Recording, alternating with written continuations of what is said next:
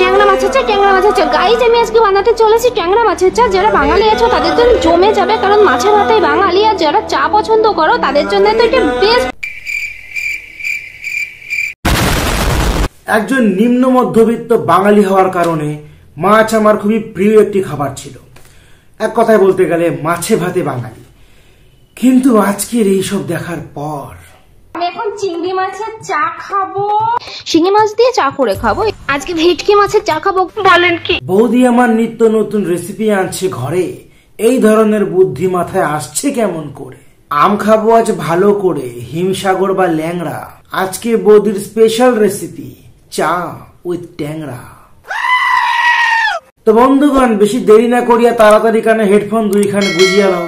যদি গোজা হইয়া গিয়ে থাকে তো বলিব আসো, আহা আসো, শুরু করা যাক।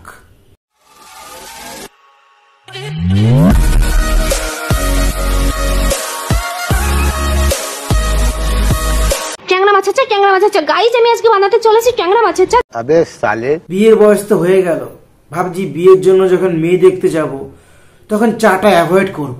বলা যায় না কে কখন চায়ের সঙ্গে নিত্য নতুন কি মিশিয়ে গিলিয়ে দেবে। 2 কাপ জল দিয়েছিলাম, মাত্র সিদ্ধ হবে এর জন্য। আর চিনি দিয়ে চায়ের লিকাতে যেভাবে চা করি সেভাবে কিন্তু চা করে নিয়েছিলাম। আর ঝেঁকে ঝেঁকে সিদ্ধ করেছিলাম মাছটা। দেখো মাত্র সিদ্ধ হয়ে গেছে। আর আমি ভাবলাম যেহেতু মাছের চা, তো মাছটা দিয়ে ডেকোরেশনটা করলে কেমন হয়। মায়েরই বলছি, বৌদির এই ভিডিও দেখার পর থেকে খিদে পেলে পেটে ছুঁচো জন্মানো দূরের কথা, একটা পুষাপা মারবে না। দেখো অয়েলি অয়েলি এত সুন্দর ভাব হয়েছে, মানে মাছের অয়েলটা পুরো বেরিয়ে গেছে চায়ের ভেতর। তো মাছটা সুন্দর করে ধুয়ে আমি ডেকোরেশন করে নিলাম যাতে চায়ের লিকার না থাকে। আর দেখো প্রীতম দৌড়াচ্ছে, মা তো খাবেই না, নাক কোচকাচ্ছে, বলছে আসছে গন্ধ। এ বাবা, বর খাচ্ছে না, শাশুড়িও খাচ্ছে না, খাবেই বা কি করে? জেনে বুঝে কেউ কি জীবন মরণের ঝুঁকি নেবে? তো দেখো আমি তোমাদের খেয়ে দেখিয়ে দিচ্ছি টেস্ট কেমন ছিল। টেস্ট সত্যি ব্যাপক ব্যাপক ছিল।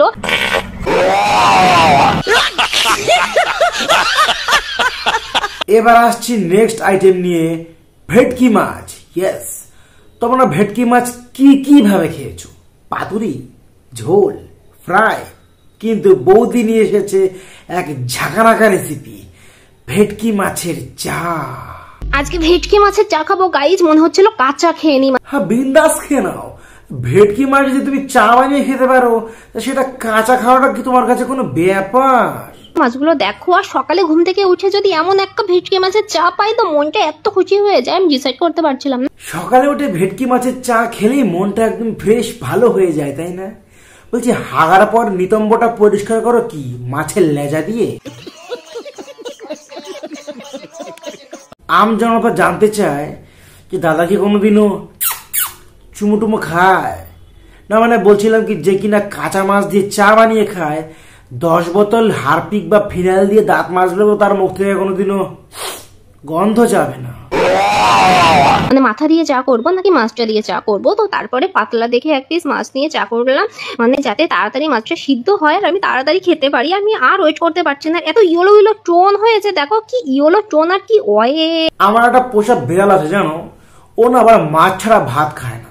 তো ভাবছি ও যদি কোনো ক্রমে তোমার এইসব বালছাল উদরপিন্ডি ভুদর মার্কা ভিডিওগুলো দেখে নেয়, ও কি আর কোনোদিন আমার বাড়ির পথে পা বাড়াবে? তো আসো এবার দেখে নি বৌদি নেক্সট কি আইটেম বানাতে চলেছে।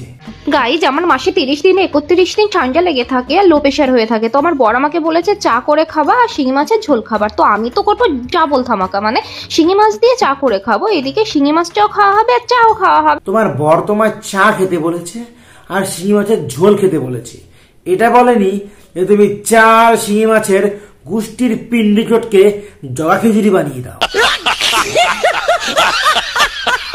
বৌদির বরকে বলছি, দাদা দাদা আপনি একটি ঝাঁটা নিন, ঝাঁটার মধ্যে বিচি পাতার রস মাখিয়ে আপনার বউকে আগা পাঁচশোলা একটু ভালো করে ঝেঁটিয়ে নিন। আপনার বউকে শাকচুন্নি অর্থাৎ মেছো ভূতে ধরেছে।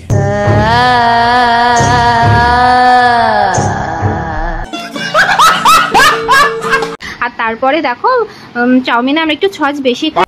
কি বেশি খাও? আমরা একটু সস বেশি।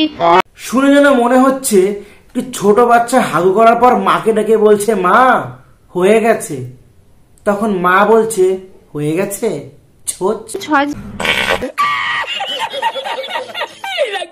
এতক্ষণ আমরা শুধু চায়ের মেনুতেই আটকে ছিলাম, এবার আমরা একটু অন্যদিকে নজর ঘোরাবো। মুড়ি মাখিয়ে খাওয়াবো তো ও সবসময় বলে। যাক, তাহলে এতক্ষণ পর কিছু একটা ভালো আসতে চলেছে। আগে দর্শনধারী, তারপরে গুণ বিচারি, মানেও চিনা চিনা লাগছে।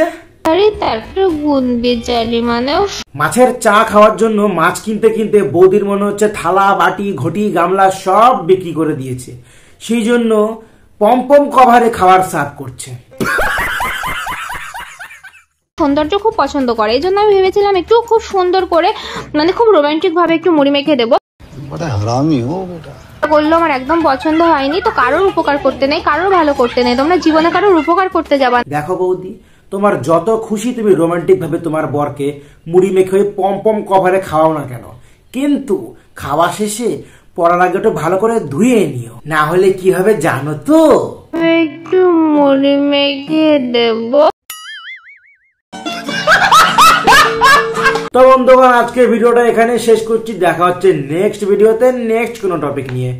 তো ভিডিওটা ভালো লেগে থাকলে ছোট্ট করে একটা লাইক কমেন্ট শেয়ার, আর চ্যানেলে নতুন হলে সাবস্ক্রাইব করে দিও। দেখা হচ্ছে নেক্সট ভিডিওতে। Good bye.